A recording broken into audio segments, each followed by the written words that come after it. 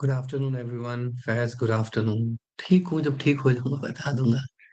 Hrithik good afternoon, God bless you. Manish good afternoon, good afternoon. Jainil, Dheeraj good afternoon. Good afternoon, good afternoon. Class is equal to, this was the formula that we wrote at the end of the class, where you all know VBE कितना होगा depending on the uh, region and everything. Eta 1 होगा by default, अगर नहीं दिया है VT की value आपको पता है, ठीक है। आदिल वेरी गुड आफ्टरनून बेटा, I am good. Ankur good afternoon, Vasu good afternoon. Sagar क्या बात है, हम लोग बीजीटी पढ़ रहे थे, सही है, ठीक है। हाँ, तो बेटा इसमें आपको ये ईडीसी में आप फॉर्मूला देखोगे, I S is equal to A Q D N. Diwakar good afternoon. ये क्या क्या है इसमें टर्मिनोलॉजीज, आपको भी समझने की जरूरत नहीं है, एडीसी में समझोगे। बस एई जो है वो हमें ध्यान रखना है कि एई क्या है, ठीक है। एई एमीटर जंक्शन का एरिया है। A is the area of the emitter junction, okay. So we say that since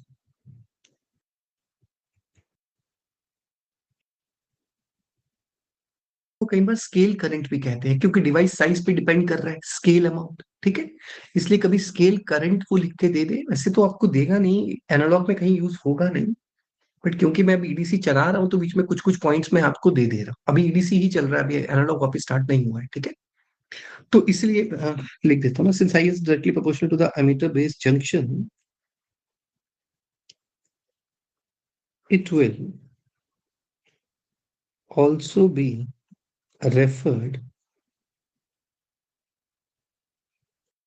scale current.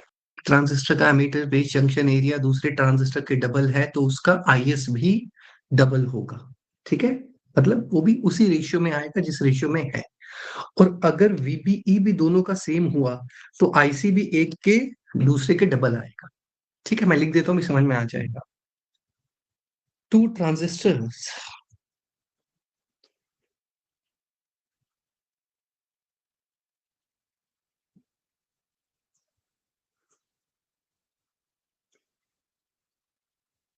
that area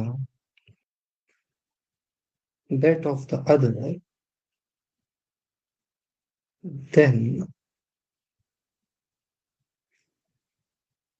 their IS will also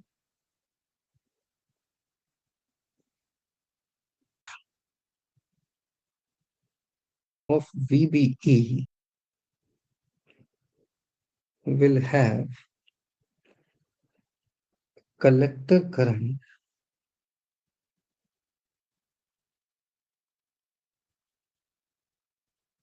twice.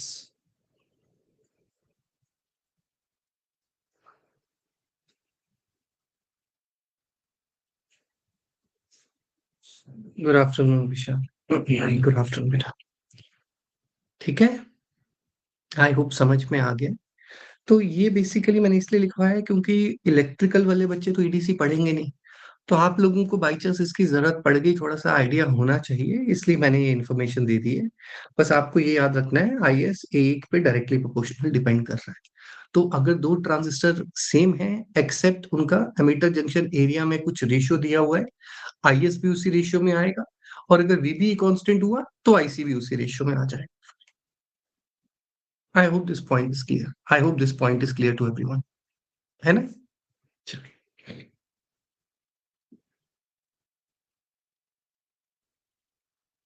के लिए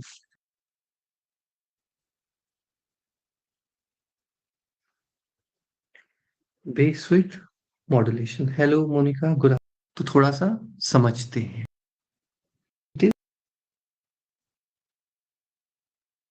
में ये उस डिस्टेंस को x रिप्रेजेंट कर रहा है। nx क्या है? Concentration of the carriers, concentration of the carriers with respect to distance, function of x। अब आपको पता है कि जब यहाँ पे मेजोरिटी कैरियर्स यहाँ से यहाँ स्वीप होते हैं, मतलब बैटरी लगी हुई है, एक्टिव रीजन में काम हो रहा है, ये फॉरवर्ड बायस है, ये रिवर्स बायस है। ठीक है, ये बात हो रही है यहाँ पे। तो अब क्या होगा, मैं ये समझना चाह रहा हूँ। तो मुझे एक बात बताओ, जब आप वीसीबी, मेरे ट्रांजिस्टर मिट गया, कल बना हुआ था, देख सकते हैं।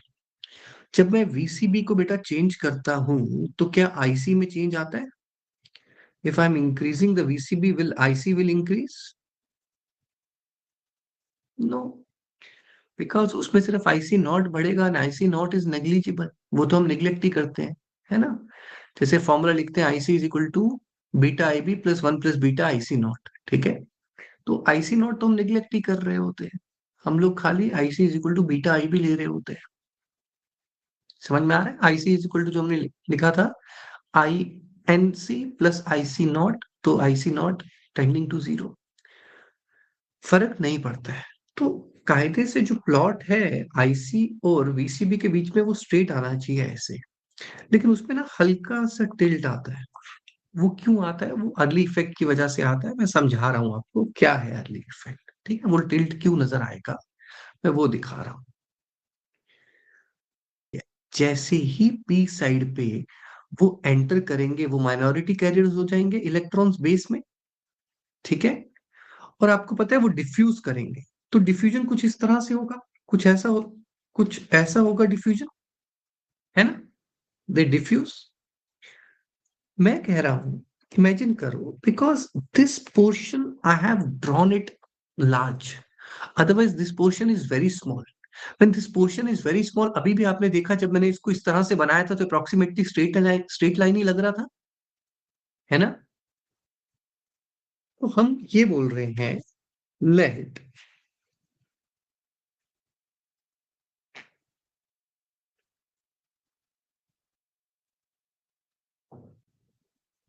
यहां से यहाँ डिक्रीज आना है। मैंने ये मान लिया कि ये डिक्रीज जो है वो लीनियर होगा।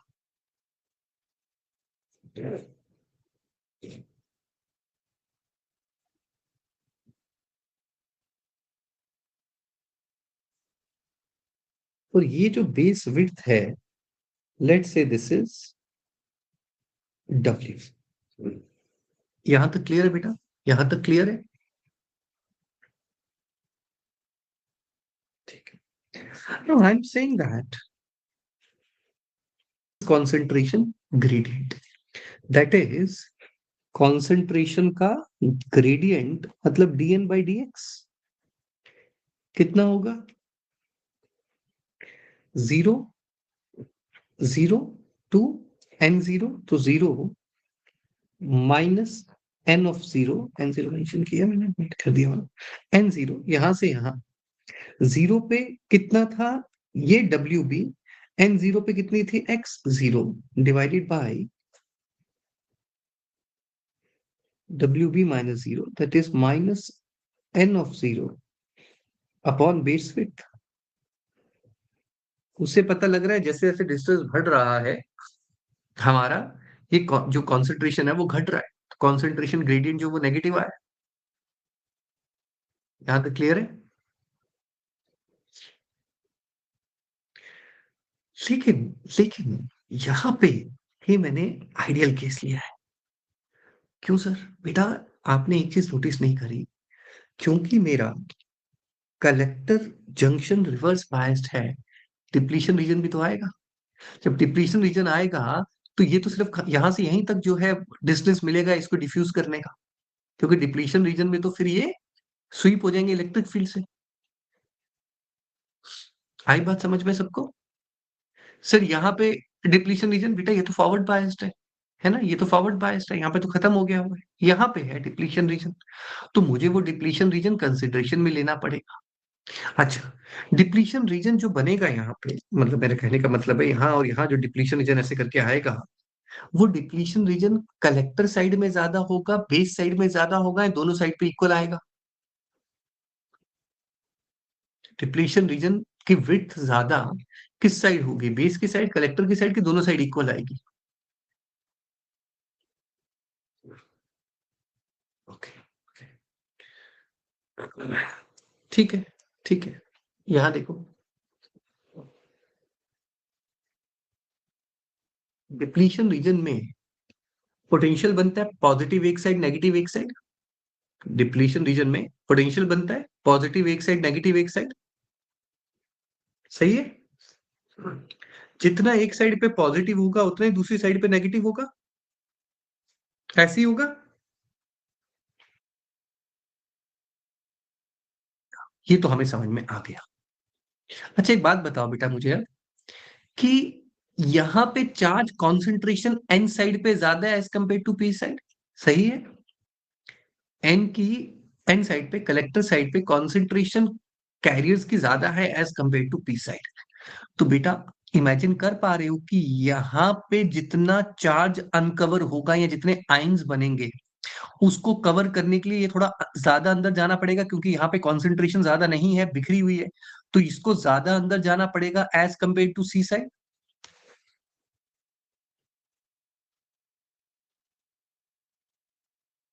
नहीं समझ में आ रहा है क्या आ रहा है, बताओ जल्दी, समझ में आ रहा है। इमेजिन कि यहाँ पे ऐसे ऐसे ऐसे ऐसे ऐसे, ऐसे, ऐसे पड़े हुए हैं, यहाँ पे ऐसे पड़े हुए हैं। अब ये तो इतने रीजन में ही काफी चार्ज क्रिएट हो गया, अब इसको बैलेंस करने के लिए इसको यहां तक जाना पड़ेगा ना चार्ज को करने के लिए कवर। आइंस इस साइड जितने हैं, इस वजह से जो लाइटली डोप्ड साइड होती है वहां पे डिप्लीशन रीजन की पेनिट्रेशन ज्यादा होती है, जो आप रट्टा मारते हैं नॉर्मली। ठीक है, ये इसका रीजन होता है कि लाइटली डोप्ड साइड पे बुक्स में लिख दिया होता है that the depletion layer will penetrate more towards the light, towards the lightly doped region. This is the reason why it will be concentrating more in the lightly doped region. ठीक है बेटा, यहां तक क्लियर हो गया? यहां तक सबको समझ में आया? ठीक है। ठीक है ना, कोई ये बातें जो है लिख देते हैं थोड़ी बहुत।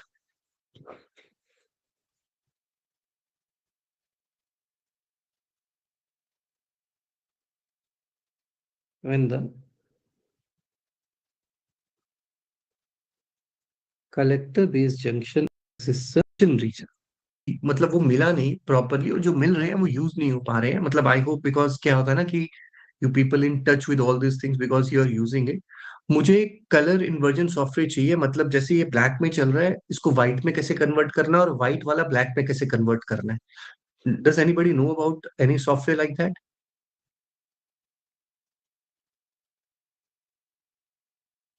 नहीं पता है? चल कोई बात, अगर पता लगेगा तो मुझे जो है बता देना, ठीक है। अगर कोई सॉफ्टवेयर दिमाग में आता है या कहीं पता लगता है किसी से, क्योंकि she was using that, she sent me the file also, करके दिया था उसने, पर जब मैंने देखा तो मुझे सॉफ्टवेयर मिला नहीं, और अब मुझे चैट भी गुम हो गया है, मैंने बात जब करी थी उस लड़की से। तो अगर किसी को मिलता है, कलर कन्वर्जन सॉफ्टवेयर होता है, मतलब कि ब्लैक में जैसे सब कुछ लिखा हुआ है ना, ब्लैक और व्हाइट, तो वो अकॉर्डिंगली कलर कन्वर्ट करता है, व्हाइट ब्लैक को व्हाइट में ले जाएगा, व्हाइट को ब्लैक में ले जाएगा, येलो को स्काई ब्लू में ले जाएगा, इस तरह से वो चेंज करता है ताकि व्हाइट पे सारा प्रॉपरली दिख पाए। तो वैसा कुछ अगर होगा तो please let me know. Okay, चलिए। When the collector base junction is reverse biased, there exists a depletion region. Okay, as base is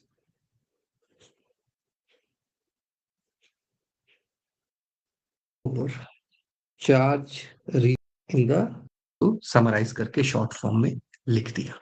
चलिए देखते हैं क्या हुआ फिर ऐसा होने पे।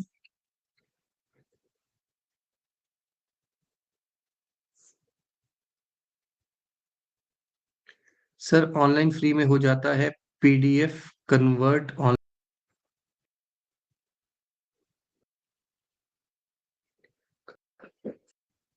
emphasize द फैक्ट क्या हुआ था, कि कलेक्टर बेस जंक्शन रिवर्स बायस था तो डिप्लीशन रीजन भी आएगा, जो हम कंसिडरेशन में लेना भूल गए थे उसको इस बार हम लोगों ने कंसिडरेशन में लिया।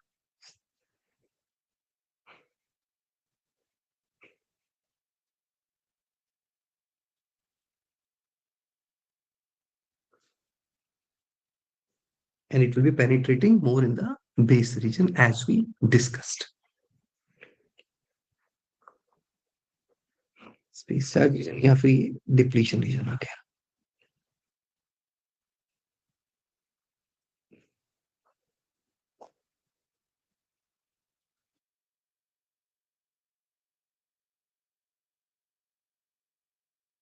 ठीक है, ये हमारा डिप्लीशन रीजन निकल के आ गया. So now you see the width of the base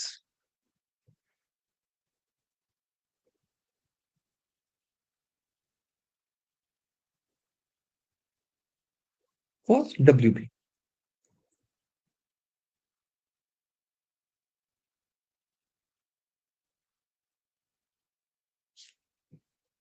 effective width मेरे पास बची, वो तो बस इतनी सी बची अब.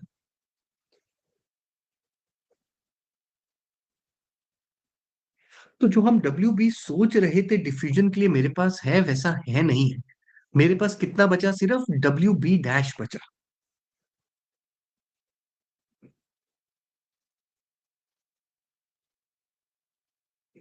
इसका मतलब डिफ्यूजन ऐसे होगा.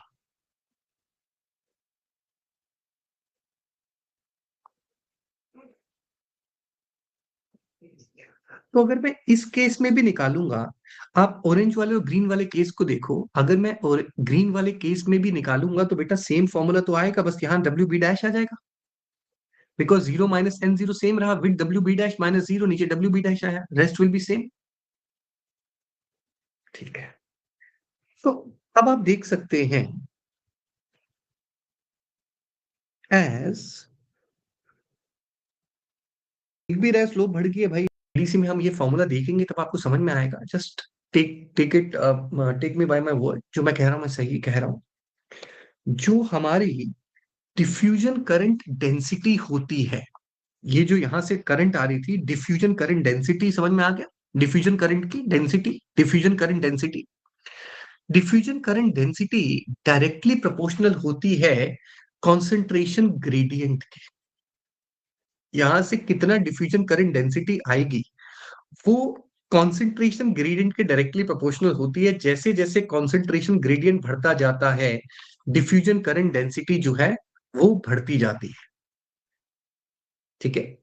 अगर डिफ्यूजन करंट डेंसिटी बढ़ रही है, इसका मतलब एमीटर से जो चार्ज कैरियर्स हैं उनका इंक्रीज बढ़ रहा है पीछे से फिर. ओके. ओके. तो ये आपको याद रखना है, मुझे पता है this is a point you have to remember that because of the increase in the concentration gradient, the diffusion current density increases, because of which the charge carriers from emitter to base increases. Charge carriers from emitter to base increases. ठीक है. ठीक है. पहला point समझ में आया. तो इतना समझ में आ रहा है. पहले एक पॉइंट को लेते हैं फिर दूसरे को लेते हैं. अगर एमीटर से बेस में चार्ज कैरियर्स बढ़े तो ऑब्वियस सी बात है कलेक्टर में ज्यादा पहुंचे. पहले यहां से 100 चल रहे थे, यहाँ 99 पहुंच रहे थे, अब यहां से 110 चलेंगे तो हो सकता है यहाँ 108 पहुंचे.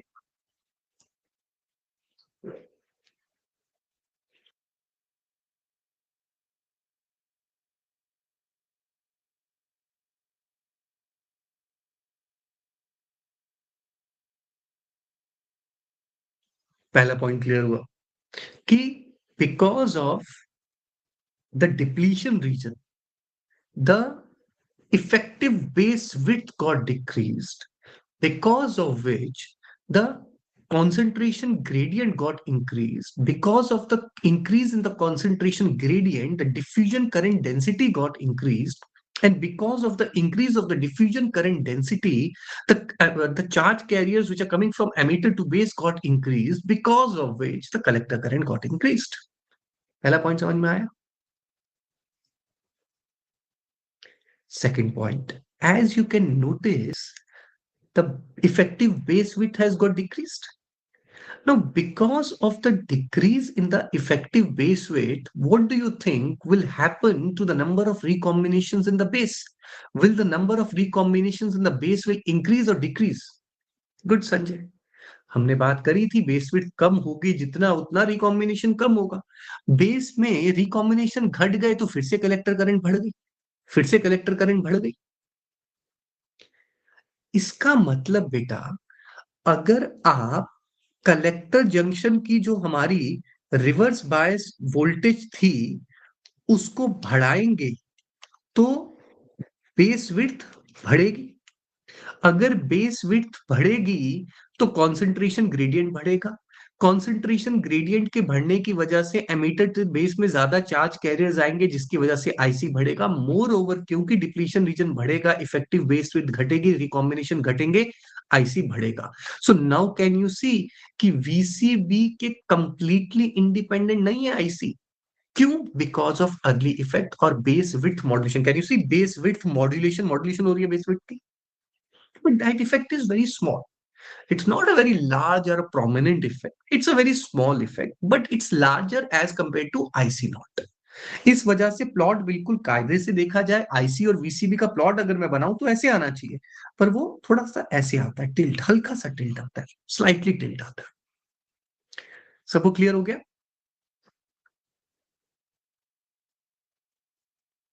ठीक है।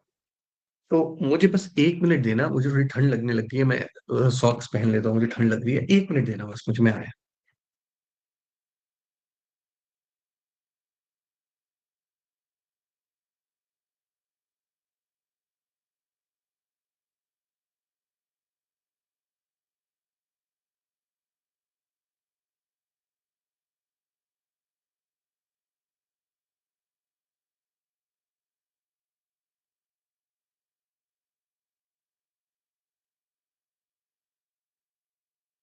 इस बारे में बात कर लेते हैं, फिर थोड़ा और एक और चीज बता। डिफ्यूजन।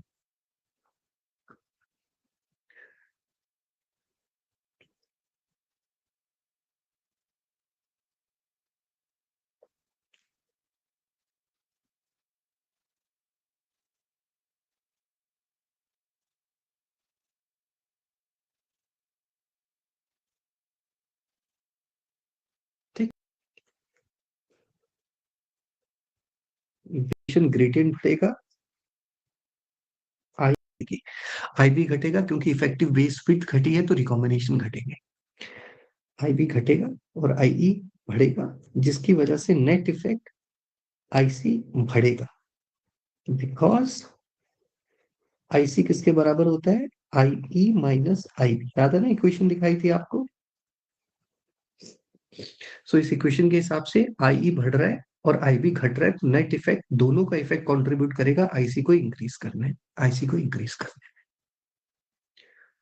तो एक बात बताओ, आईबी घट रहा है और आईसी बढ़ रहा है, ये हमारे एम्पलीफायर के लिए अच्छा हो रहा है कि बुरा हो रहा है?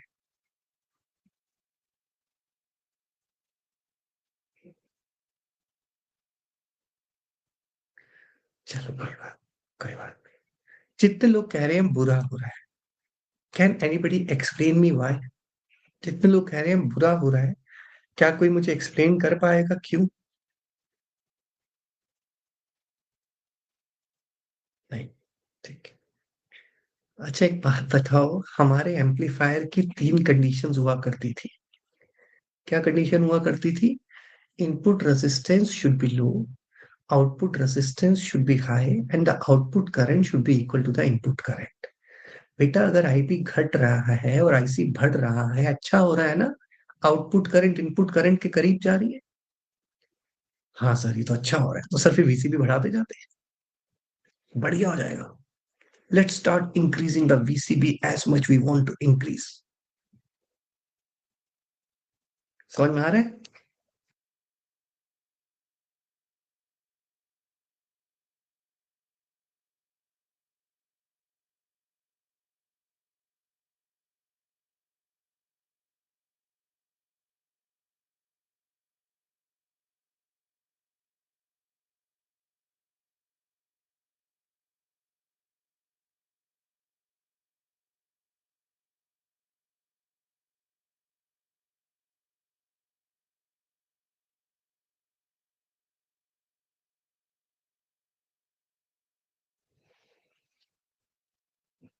तो हम लोग जो है वीसी भी बढ़ाते जाते हैं।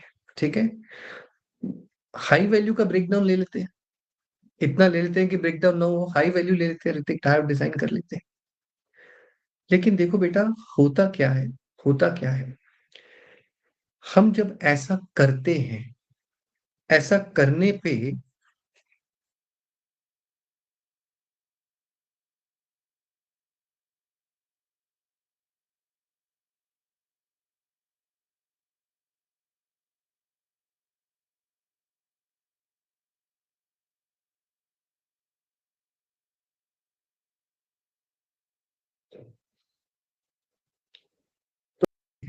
ठीक है। अगर मैं वीसीबी को बढ़ाता जाऊंगा तो आप समझ रहे हो कि डिप्लीशन रीजन और पेनिट्रेट करता जाएगा, करता जाएगा, करता जाएगा। एक टाइम डिप्लीशन रीजन इसको जब टच करेगा, कैन यू सी बेस बचेगी ही नहीं। एकदम हाई करंट यहां से यहां जाएगी। क्यों सर हाई करंट क्यों जाएगी अगर ये नहीं बचेगी? Because the diffusion current density as we just discuss is directly proportional to the concentration gradient. concentration gradient देख रहे हो क्या होता जा रहा है? और अगर बिल्कुल ही खत्म कर दिया तुमने तो dn by dx की वैल्यू कितनी आई? लास्ट लाइन जो मैंने बनाई है परपेंडिकुलर, dn by dx की वैल्यू कितनी आई? शाबाश, इन्फानाइट। जब इन्फानाइट वैल्यू आ गई dn by dx की, कैन यू अंडरस्टैंड कितनी हाई करंट निकलेगी एमीटर से कलेक्टर में घुसने के लिए? डिस्ट्रॉय हो जाएगा ट्रांजिस्टर, इतनी हाई हीट झेल ही नहीं पाएगा, जल जाएगा। जल जल के धुआं हो रहे हैं, बिल्कुल ऋतिक। ठीक है। This effect is called as punch through, कि पंच थ्रू कर गया। आ गया समझ में? Because we are assuming that it is working in the common base configuration, जिसमें आई हमारा इनपुट होगा और आईसी हमारा आउटपुट होगा। प्रिंस, आई थिंक बेटा पहली क्लास नहीं है ये, है ना? पहले भी हम काफी देर से पढ़ते आ रहे हैं कि यहाँ से आई मेरा इनपुट निकलता है और आईसी पे आउटपुट आता है। कई बार बेटा मैंने ये बात बता दी हुई है अभी तक तो, है ना? अभी हम नॉर्मल कॉमन बेस कॉन्फ़िगरेशन लेके चल रहे हैं, क्योंकि बेस पे दोनों बैटरीज जाके जुड़ रही थी। बाकी हम आगे चल के देखेंगे common ammeter common collector configurations later on. Okay. अभी एमीटर मेरा इनपुट करंट है, कलेक्टर मेरा आउटपुट करंट है।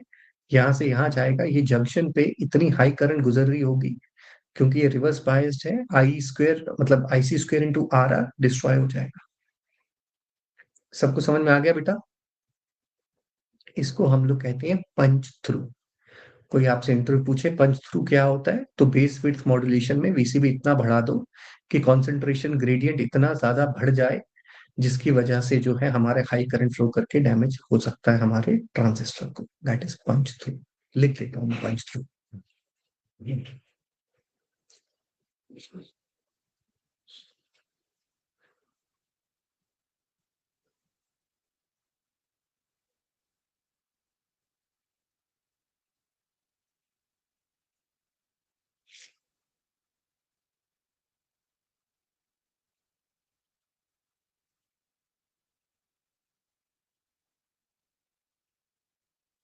जब वीसीबी बढ़ेगा, बेस विड्थ घटेगी, जिसकी वजह से concentration gradient बढ़ेगा, which increases the current.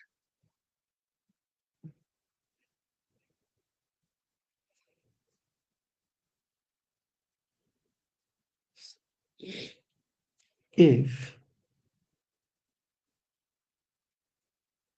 VCB is increased,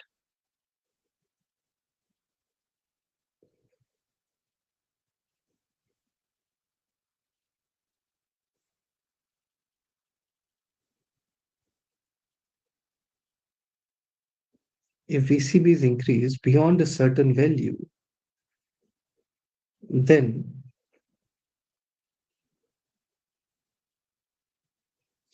the entire base region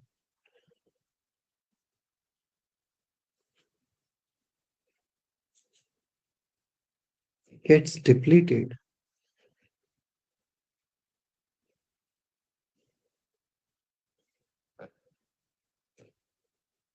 That is WB equal to 0.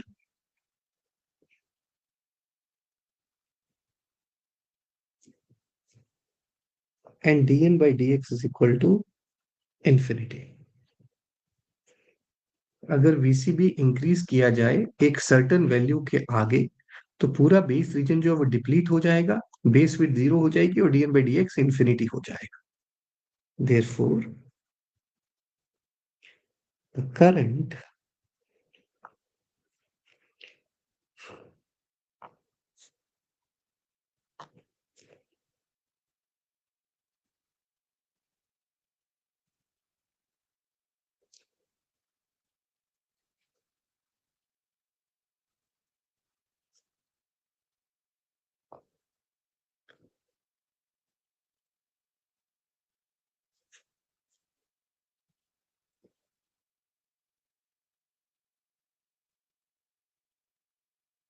therefore, the current through the transistor is very high and can damage the transistor.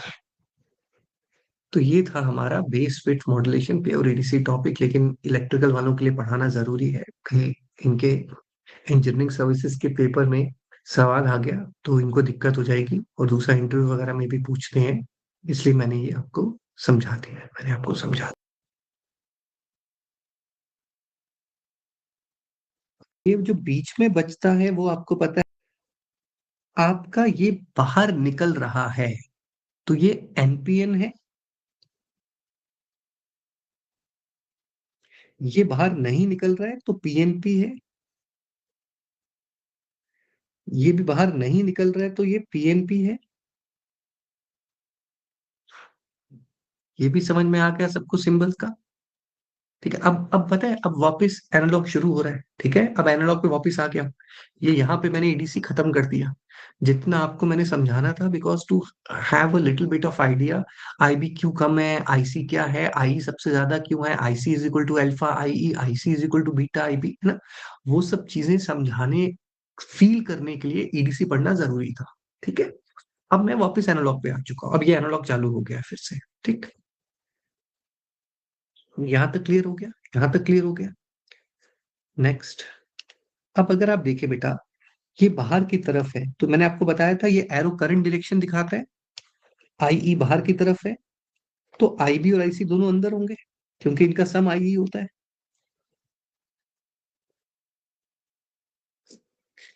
ये अंदर की तरफ है तो आई अंदर की तरफ है, आईबी और आईसी बाहर की तरफ होंगे। सबको क्लियर हुआ ये चीज? तो सिंबल में करंट्स लिखने में आई होप किसी को कोई दिक्कत नहीं होनी चाहिए, है ना? और a universal formula, no matter which kind of configuration it is, the one formula which is always going to be valid is IE is equal to IB plus IC। इसमें तो कोई दो राय नहीं है, कोई डिस्कशन नहीं है कि आई हमेशा IB प्लस IC के बराबर होगा। आई हमेशा IB प्लस IC के बराबर। ठीक है, now if you notice one thing carefully, यार क्या है BJT? BJT is nothing but two diodes connected back to back,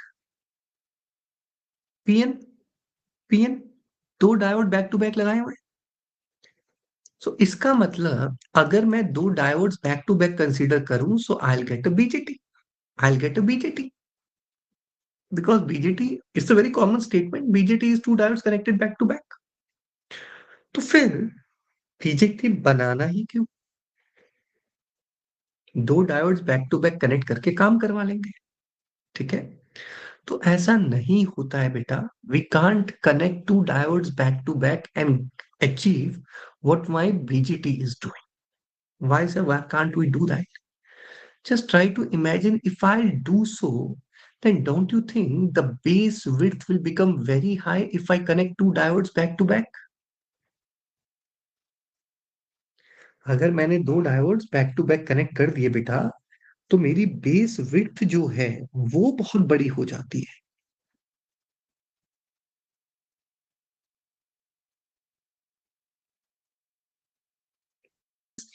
ये अगर वन है, ये अगर वन है तो बेस बीच में टू आ जाएगी।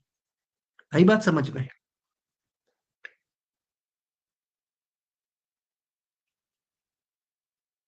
और बेस विड्थ बड़ी हो गई तो सारा काम ही खत्म हो गया, फिर तो वो आई इक्वल टू आई सी वो सब बर्बाद हो गया। ठीक, तो मैं लिख देता हूँ यहाँ पे, two diodes BJT because more than emitter and collector, base width emitter और कलेक्टर से ज्यादा हो जाएगी। ओके।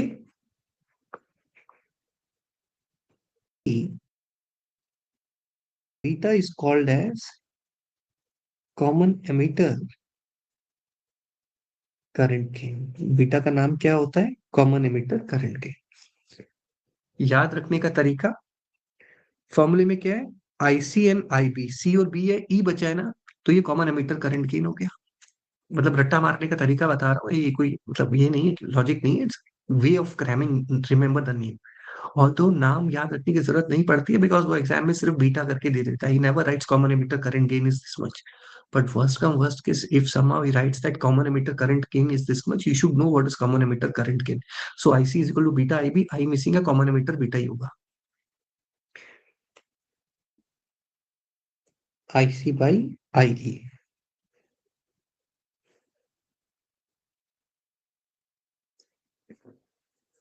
अल्फा क्या होगा? अब आपको समझ में आ गया अल्फा का नाम क्या होगा? अब आप गेस कर सकते हो अल्फा का नाम क्या होगा? Common base current gain. शाबाश Shiva, common base current gain.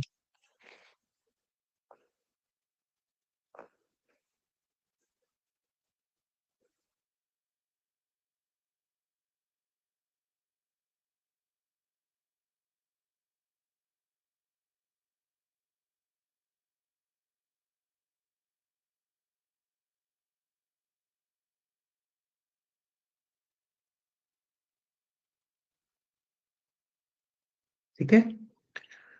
अब बेटा यहां से हम लोग अल्फा और बीटा के बीच में रिलेशन डिराइव कर सकते हैं।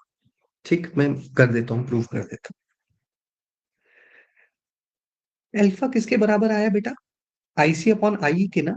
Can I write it as IC upon I को लिख देते हैं आईसी प्लस आई बी, यहां से। ठीक है, I is I C plus I B, यहां लिख दिया। So from here you can see 1/अल्फा किसके बराबर होगा? 1/अल्फा will be I C plus I B divided by I C, that is 1/अल्फा can be written as 1 plus IB by IC, that is 1/alpha will be 1 plus IC by IB is beta, so IB by IC will be 1/beta। LCM लेते हैं, 1/alpha is 1 plus beta by beta।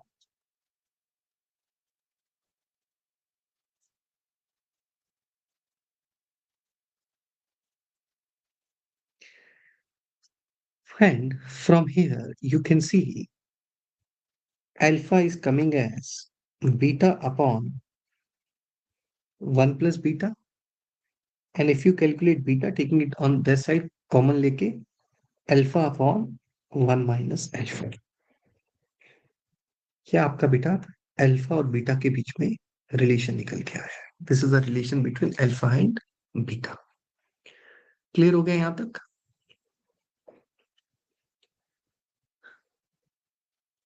What can be the maximum value of beta? जो हो सकता है, तो IC upon 0 1 होता है ना?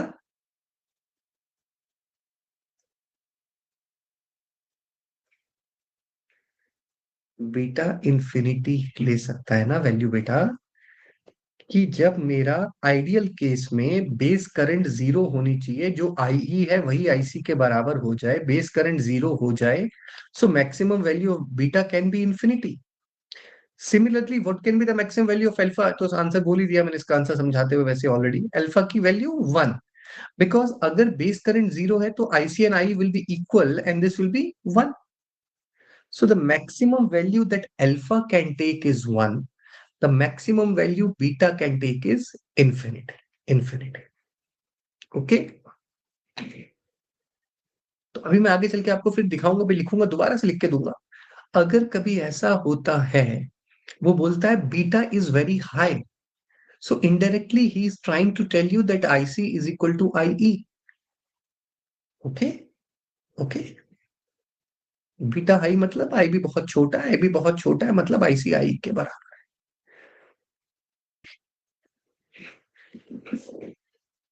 गामा क्या है? पहले तो गामा आ गया हमारे पास।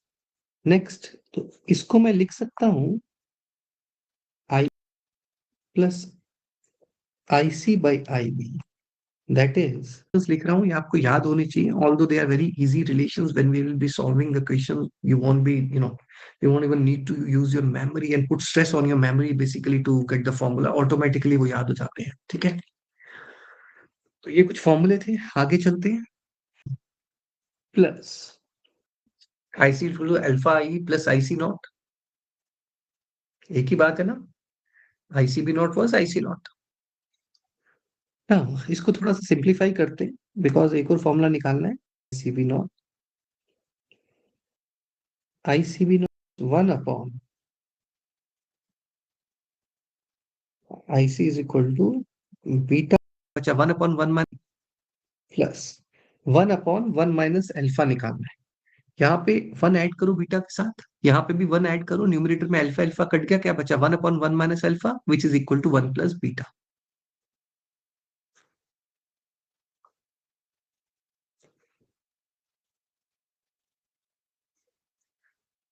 तो बेटा ये आपका आईसी का ये फॉर्मूला और ये फॉर्मूला है, both the formulas are equivalent, either you write I C is equal to alpha I plus IC nought, or I C is equal to alpha I plus I C B nought, and I C is equal to beta I B plus 1 plus beta I C B nought. ठीक है, clear हो गया? Clear हो गया?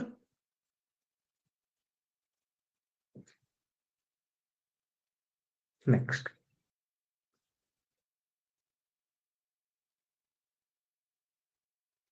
जाएगा zero, जो भी terminal open हो जाएगा वो क्या हो जाएगा, जीरो। नामकरण याद है, मैंने आपको सिखाया था, बताया हुआ नहीं मैंने ऑलरेडी, हो गया, बता दिया ना मैंने, है ना। Collector to base when open, when emitter open. इसी तरह से बेस ओपन है तो इसको मैं लिख सकता हूं collector to emitter when base open, I C E O, because I B zero है और ये सिर्फ रिवर्स सैचुरेशन करंट जा रही है, so I can write it as I C E O collector to emitter current when base open. आई बात समझ में? ये ईडीसी में काम आते हैं, एनालॉग में इतना आता नहीं है, बट फिर भी लिख दे रहा हूँ, कोई पता नहीं है, क्योंकि हम तो एनालॉग में लेते ही नहीं है, सब जीरो लेके चल रहे होते हैं, नैनो एम्पेयर्स में होता है, निगलेक्ट हो रहा होता है सारा। बट फिर भी मैं बता रहा हूँ चीजें, क्योंकि पढ़ रहे हैं प्रॉपरली। इसका मतलब IC can also be written as IC is equal to beta IB plus 1 plus beta ICB naught, और सिंपली आईसीईओ लिख दो।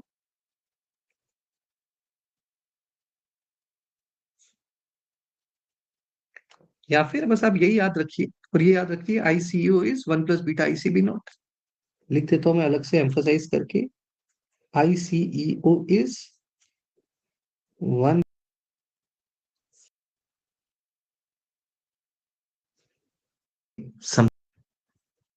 या फिर अगर बीटा गिवन नहीं है और कोई इंफॉर्मेशन ही नहीं है बीटा निकाले, ऐसा ना हो अल्फा दिया हो तुम बोलो बीटा गिवन नहीं है, फिर बात समझ में आई, कि कोई तरीका ही नहीं है कि हम बीटा पता कर सके, अगर ऐसा है, then also assume benefit that we are going to reap out of it. The benefit is we can straightforward say IC is equal to IE, खत्म बात। रहा था बीटा जीरो की तरफ, तो बीटा कितना हो जाएगा, इन्फिनिटी।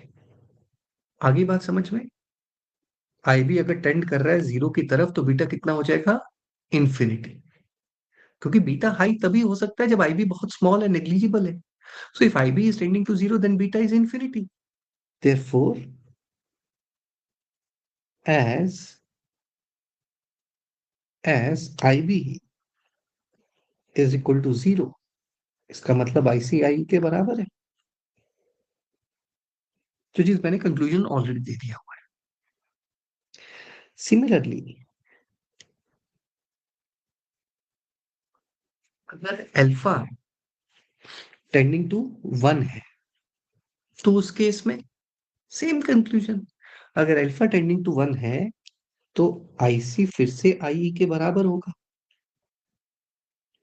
कहने का मतलब है फिर से आई भी हम जीरो लेंगे। क्यों? क्योंकि बीटा इज अल्फा।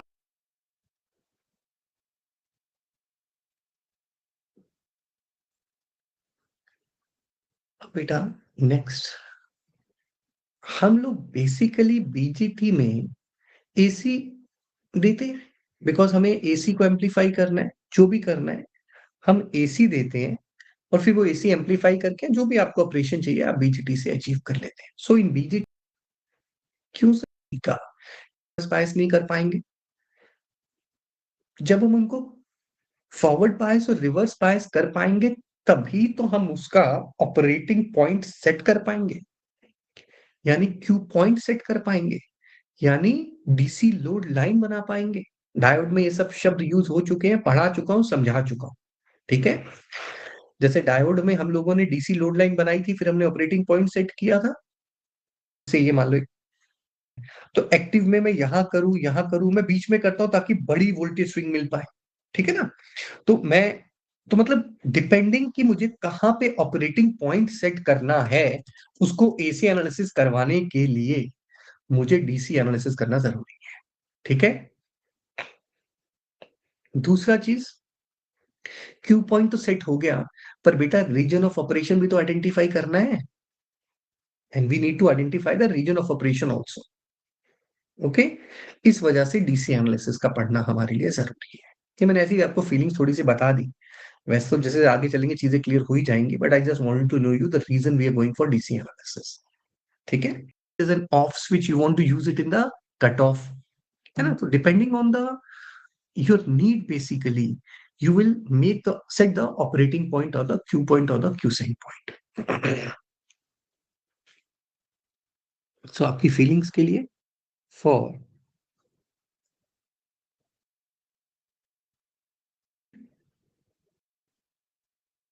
ठीक है, दो रीजन। अब नेक्स्ट चीज मैं कई बार करूंगा, पर मैं आपको एडवाइस करूंगा आप लोग मत करिए if you are not comfortable in the diode questions also I did the same thing. क्या बेटा, बीजेटी में 99.999999% क्या होता है, रेजिस्टेंसेस किलो ओम्स में होती हैं, वोल्टेज वोल्ट्स में होती है, और करंट मिली एम्पेयर में होती है। तो मैं क्या करता हूँ ना, रेजिस्टेंस को खाली ओम्स में लेके सॉल्व करता रहता हूँ, करंट जो जो आती जाती है उनको मिली एम्पेयर लिखता जा रहा होता हूँ। बात समझ में आई? क्योंकि नॉर्मली यही चलता है। अगर इसमें से कोई भी वेरिएशन होती है तो हम केयरफुल हो जाते हैं, बट मैं आपको यही एडवाइस करूंगा कि आप ये सब मत करो, क्योंकि तो मैं शॉर्टकट यूज करता हूँ अपनी कैलकुलेशन आसान बनाने के लिए क्लास में। क्यों गड़बड़ हो भी गई तो तुम लोग तो हो ना संभालने के लिए, पर तुम्हारे तुम प्रॉपर करो, किलो है तो किलो लिखो, प्रॉपर कैलकुलेशन करने की आदत डालो। मैं जो करूंगा शॉर्टकट्स मत यूज करना। ये मैंने सिर्फ इसलिए बताया क्योंकि मैं करूंगा तो आप बोलोगे क्या कर रहे हैं सर, इसलिए बताया। तुम लोग मत करना इस चीज को, तुम लोग प्रॉपर लिख लिख के करना। चलेगा? चलेगा बेटा यहां तक? जंक्शन रिवर्स बायस है, तो मोड ऑफ ऑपरेशन या फिर रीजन ऑफ ऑपरेशन क्या होता है? एक्टिव। उन्होंने किया भी था, emitter junction forward bias, collector junction reverse bias, amplifier की तरह काम कर रहा था। This is called as active mode. Active mode को फॉरवर्ड एक्टिव भी बोलते हैं। एन एप्लीकेशन क्या है इसकी? एम्पलीफायर भी फॉरवर्ड बायस। अगर दोनों फॉरवर्ड बायस हुए तो इसको हम लोग बोलते हैं ये ऑन स्विच, जो मैं भी बता भी रहा था आपको थोड़ी देर पहले। Then there is a possibility कि emitter junction reverse saturation current flow करेगी, that is negligible, we take it as zero. And there is a possibility ये क्या कहते हैं, इनवर्स एक्टिव और रिवर्स। और अब आपको पता है, ये मैं ऑलरेडी बता चुका हूं बेटा, एमीटर अगर रिवर्स बायस है यानी इनपुट रेजिस्टेंस हाई है, कलेक्टर फॉरवर्ड बायस्ड है, आउटपुट रेजिस्टेंस लो है, पावर पे एटेन्यूएशन हुई थी। मैंने बताया था ना कल की क्लास स्टार्ट जब करी थी कि अगर ऐसा हो जाएगा तो इस केस में एटेन्यूएशन होगी। कल स्टार्ट करते क्लास बताया था। तो ये इस केस में एटेन्यूएटर की तरह काम करता है।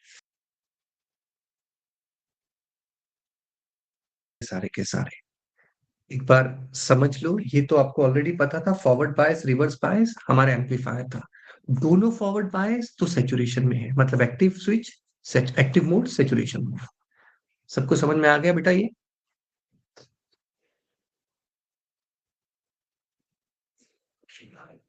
Good good good. देखो, आपको पता है बीजीटी में डीसी एनालिसिस पे अक्सर क्वेश्चन आता है।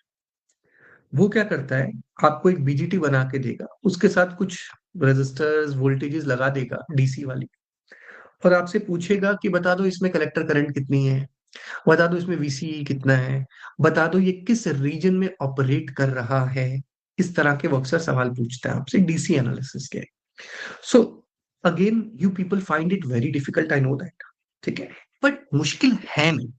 मुझे पता है तुम यही सोच रहे हो कि हर बार यही बोलते हो, लेकिन डायोड में भी तो मैंने यही बोला था ना यार, कि डायोड मुश्किल है नहीं अगर आप ढंग से समझ लो तो। अब मुझे नहीं लगता डायोड मुश्किल लग रहा होगा अगर तुमने क्वेश्चंस बनाए होंगे तो। ठीक है, because once you have understood the concept and you have solved a lot of questions, then things starts become, things starts making sense actually. इसी तरह से इसमें भी शुरू में थोड़ा सा अटपटा लगेगा, but as means as we will start solving questions, जहां हमने 2-3 क्वेश्चन बनाए आपको लगेगा अरे ये तो बहुत इजी है, तो मैं कर लूंगा एग्जाम में। अगर V B, this is this is a diode, तो ये आ गया बेस, ये आ गया एमीटर।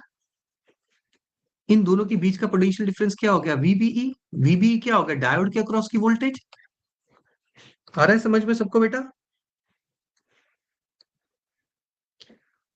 तो हमारा वीबीई जो होता है 0.7 वोल्ट सिलिकॉन के लिए, जर्मेनियम के लिए 0.2 वोल्ट। बेसिकली ये वैल्यूज आपको वहां पे मेंशन होंगी तो आपको याद करने की जरूरत नहीं है, पर मैं क्वेश्चन से मेंशन नहीं करता हूँ इसलिए मैं बाय डिफॉल्ट लिख देता हूँ। बट क्या पता क्वेश्चन में ना दे, थोड़ा सा याद रखने में क्या जाता है। अगर कुछ नहीं देगा, बाय डिफॉल्ट हम लोग सिलिकॉन मानते हैं कि जर्मेनियम मानते हैं। If nothing is mention, by default we go for silicon और जर्मेनियम। सिलिकॉन, तो सिलिकॉन का कितना होता है 0.7 कटिंग वोल्टेज, तो वीबीई विल बी 0.7 वोल्ट। को सही करने के लिए मतलब मैं,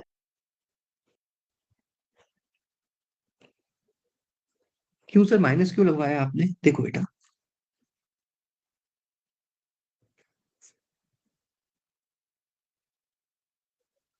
ये पी एन पी है। अगर एनपी है तो डायोड ऐसा होगा, वोल्टेज क्या होगी, P side plus N side minus 0.7। Hence can you see VB is minus 0.7 this time,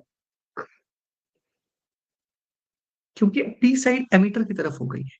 तो एनपीएन में 0.7 सही था, पर अब अगर वीबीई लोगे तो पीएनपी पे माइनस 0.7, तो अब से याद रखेंगे एनपीएन के लिए जो भी लिखेंगे पीएनपी में वो नेगेटिव कर देंगे। अभी मैं लिखूंगा, अभी सीधे समझ में आएंगे, पीएनपी के क्वेश्चन भी लेके दिखाऊंगा। या फिर तुम इसकी पोलैरिटी सही कर लो, तुम इसको वीबीई की जगह प्लस तुम ई की तरफ लो, माइनस तुम बी की तरफ लो, ये क्या हो गया वीईबी। तो तुम ऐसे लिख लो, वीईबी एक्टिव कर लो, किसको पलट दो, तो वीईबी एक्टिव प्लस 0.7 वोल्ट हो जाएगा पीएनपी के लिए। बोलिए बेटा, ये सबको समझ में आया? ये सबको समझ में आया?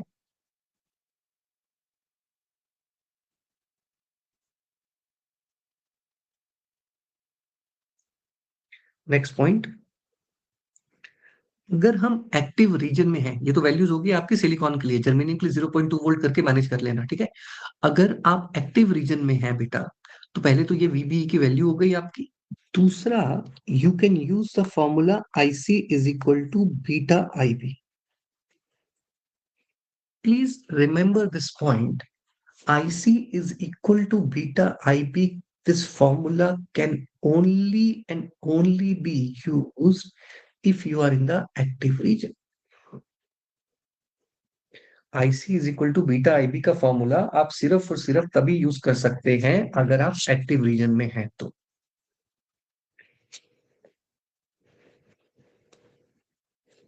सैचुरेशन में IC is equal to beta IB formula fail कर जाता है। क्यों सर, ऐसा क्यों होता है सर, क्यों फेल कर जाता है? ये मैं आपको आगे चल के दिखाऊंगा कि IC is equal to beta IV will not be valid in the saturation region. So when we will be solving a question in the question, I'll let you know why it is so. But till then, remember this point, दिमाग में छाप लो, golden box में डालो, सुनहरे अक्षरों में लिख लो copy में कि IC is equal to beta IB। ये फॉर्मूला सिर्फ और सिर्फ आप एक्टिव रीजन में यूज करेंगे। सेचुरेशन रीजन में गलती से भी इस फॉर्मूले को हाथ मत लगा देना। क्लियर होगी बेटा ये बात?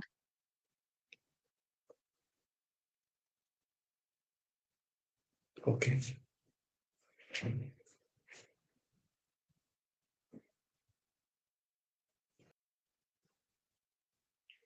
देखो बेटा, VCE सेट, ठीक है, कलेक्टर VC क्या हो गया, कलेक्टर टू एमीटर की वोल्टेज, जिसमें C प्लस और E माइनस, ठीक है, नहीं तो टर्मिनोलॉजी पता ही है आपको, जो पहले लिखते हैं उस साइड पॉजिटिव होता है, दूसरी की तरफ नेगेटिव होता है। तो VCE सैट ये होता है 0.8 वोल्ट सिलिकॉन के लिए और 0.3 वोल्ट जर्मेनियम के लिए, अगर आपको कुछ भी मेंशन नहीं है। If nothing is mention then this is the value that you will be taking. VE लिख दिया मैंने, सॉरी सॉरी सॉरी, मैं VCE लिख रहा था, मैंने गलती से VBE लिख दिया, मेरे ध्यान में नहीं रहा, मैं यही सोच रहा था। VCE, अब पहले लिख दिया तो पहले ये लिख लो, 0.2 volt and 0.1 volt, I am really sorry. VCE लिखता है ये, ठीक है, मुझे लगा मैं VBE लिख रहा हूँ, मैंने VBE लिख दिया, पहले VCE लिख लेते हैं, VBE इसके बाद लिखवा देता हूँ, ठीक है। VCE कलेक्टर टू एमीटर के बीच की जो वोल्टेज है वो 0.2 वोल्ट होती है सिलिकॉन के लिए, 0.1 वोल्ट होती है जर्मेनियम के लिए। 99.99% आपको सिलिकॉन ही मिलने वाला है एग्जाम में, जर्मेनियम नहीं मिलेगा। what you will get is silicon in the exam. Okay, so VCE sat is 0.2 volt for silicon. Clear है, यहां तक समझ में आया? VBE sat भी लिख देता हूं इसके लिए।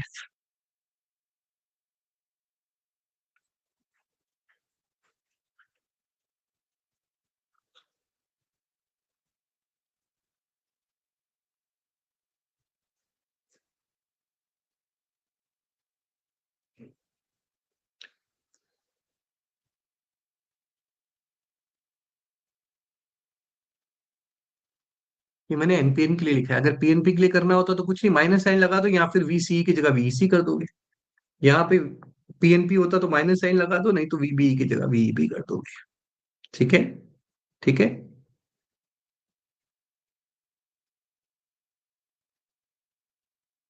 ओके, नेक्स्ट, पीएनपी होगा तो क्या करना है, क्वेश्चन अदरवाइज दिखाऊंगा तो क्लियर हो जाएगा। अगर एमीटर जंक्शन मेरा फॉरवर्ड बायस है तो किस रीजन में मेरा डायोड काम कर सकता है? अगर एमीटर मेरा फॉरवर्ड बायस है तो किस रीजन में मेरा डायोड काम कर सकता है? या तो एक्टिव, गुड ऋतिक बेटा, या तो एक्टिव या फिर सैचुरेशन में।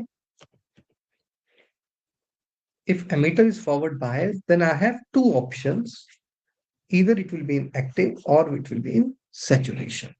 Okay, कैसे डिसाइड करेंगे? This will be decided on the basis of the collector junction biasing, whether collector junction is reverse biased or forward biased. Forward biased, then we have two options. क्या?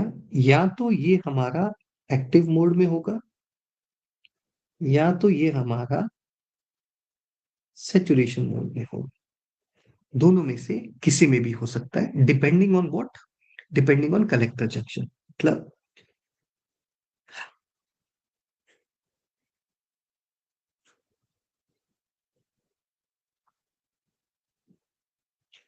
अगर VCB positive हुआ, so the collector junction will be reverse biased or forward biased. If VCB is positive, the collector junction will be reverse biased or forward biased. PN transistor लिया है बेटा, अभी मैं आपको समझा देता हूँ, ठीक है, मैं प्रॉपरली ही समझा देता हूँ, ऐसे क्यों करना है गंदा। तो मैं अभी लिख देता हूँ, फिर मैं समझाता हूँ। तो इसका मतलब ये एक्टिव मोड में होगा, और अगर वीसीबी मेरा नेगेटिव आया, फॉरवर्ड बायस, तो ये सेचुरेशन में होगा।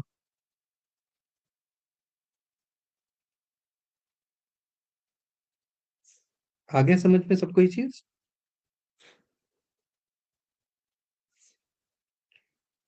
तो सबसे पहले हम लोग चेक करेंगे कि मेरा एमीटर जंक्शन फॉरवर्ड बायस है कि रिवर्स बायस है। अगर तो एमीटर जंक्शन मेरा रिवर्स बायस आया, तब तो या तो ये कट ऑफ में होगा या इनवर्स एक्टिव होगा। तो 99.9999999999% जो है वो कट ऑफ होगा, एक्टिव इनवर्स एक्टिव होता ही नहीं है।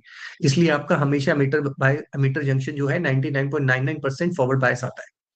अगर अगर एमीटर जंक्शन फॉरवर्ड बायस आया, फिर हम चेक करेंगे कलेक्टर जंक्शन की वीसीबी वोल्टेज को। वीसीबी पॉजिटिव तो एक्टिव, नेगेटिव तो सेचुरेशन।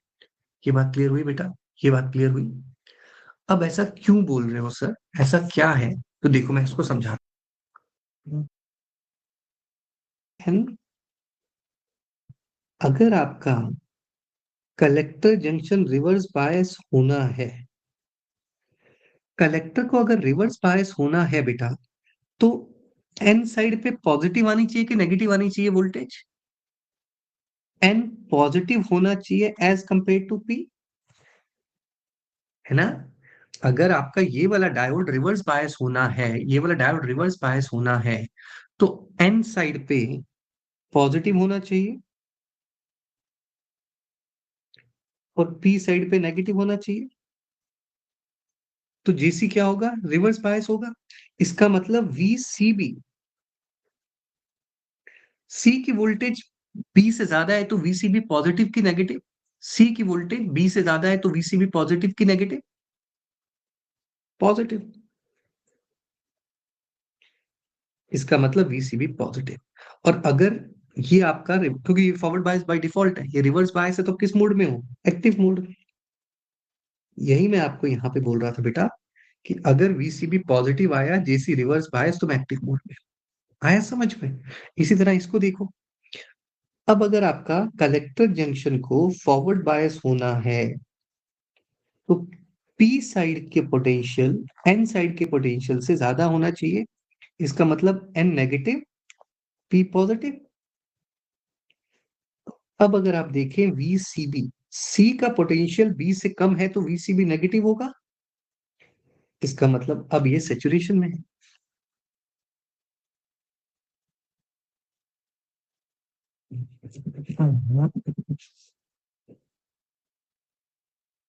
क्लियर हो गया? क्लियर हो गया सबको?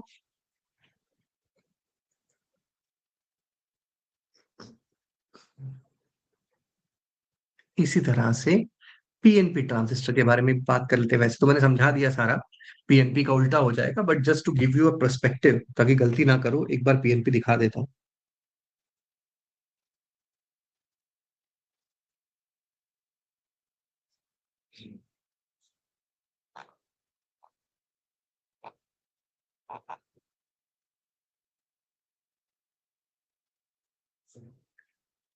Late emitter junction is forward biased. ठीक है, ये फॉरवर्ड बायस्ड है।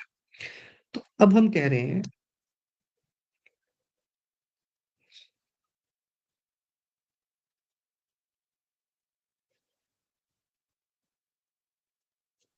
अगर वीसीबी नेगेटिव है, तो कलेक्टर जंक्शन रिवर्स बायस्ड होगा और ये एक्टिव होगा। और अगर अब ये पॉजिटिव है, तो ये फॉरवर्ड बायस होकर सिचुएशन जो पिछली बार था उसका उल्टा हो गया।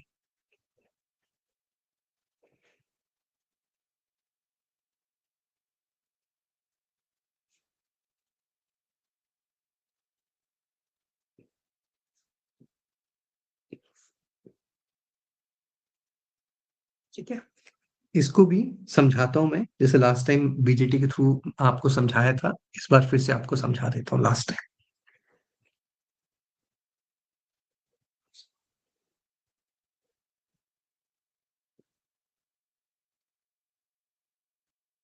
तो मैंने कहा अगर कलेक्टर जंक्शन को रिवर्स बायस होना है तो एन का पोटेंशियल पी के पोटेंशियल से ज्यादा होना चाहिए, यानी पी मेरा नेगेटिव होना चाहिए और एन मेरा पॉजिटिव होना चाहिए।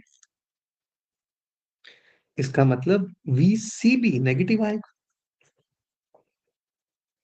चला गया ये एक्टिव में। और अगर मेरे कलेक्टर एन साइड के पोटेंशियल से ज्यादा होना चाहिए,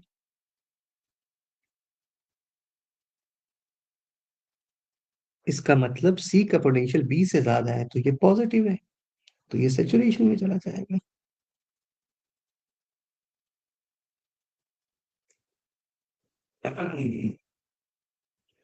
बोलिए भाई, समझ में आया सबको?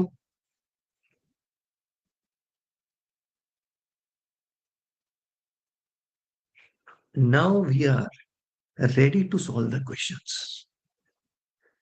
अब क्या है, मैं वही बोलता हूँ ना, बेसिकली थ्योरी एक्चुअली ज्यादा नहीं होती है।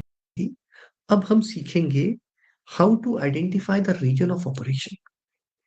कि अगर मैंने आपको एक बीजीटी और कुछ वोल्टेजेस लगा के दे दी और मैंने कहा इसमें करंट निकालो, भाई तुम तभी तो करंट निकाल पाओगे जब तुम्हें रीजन ऑफ ऑपरेशन पता होगा। बात समझ में आई? क्यों? सपोज आईसी बोला निकालने के लिए, अगर एक्टिव में है तो IC equal to beta IB लगा लूंगा। पर सपोज तुमने IC equal to beta IB लगा के आंसर निकाल दिया और बाद में पता लगा कि वो सैचुरेशन में था, फॉर्मूला ही नहीं लग सकता था। आई बात समझ में? तो सबसे पहले तुम्हें, और हो सकता है कट ऑफ में हो आईसी जीरो, तो सबसे पहले तुम्हें रीजन ऑफ ऑपरेशन ढूंढना पड़ेगा। एक बार जब रीजन ऑफ ऑपरेशन तुम ढूंढ लोगे, उसके बाद तुम्हें आंसर मिल जाएगा। So now for next 2-3 days we will only be solving the questions, a lot of questions we are going to solve, क्योंकि यहाँ से सवाल एग्जाम में अक्सर आए हुए हैं। कल स्टार्ट कर पाए रीजन ऑफ ऑपरेशन, 2 पॉइंट्स बताऊंगा और चलिए बेटा, take care, bye bye. Bye. Thank you बेटा, thank you, bye bye. Bye.